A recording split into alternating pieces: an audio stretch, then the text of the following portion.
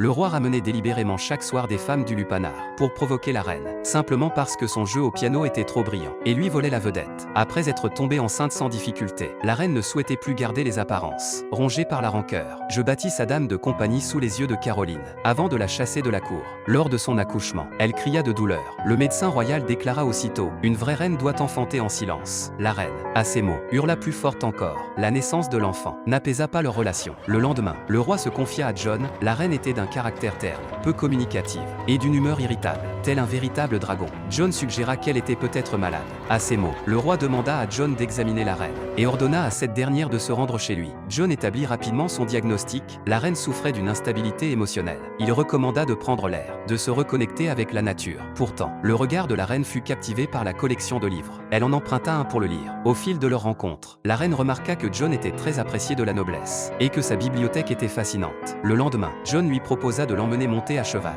Sur la selle pour la première fois, la reine ressentit une excitation mêlée de nervosité. C'était une sensation qu'elle n'avait jamais éprouvée depuis son enfance. Les jours suivants, ils se retrouvèrent souvent pour des promenades équestres, et partagèrent de longues discussions littéraires. Insensiblement, leurs sentiments mutuels avaient commencé à changer.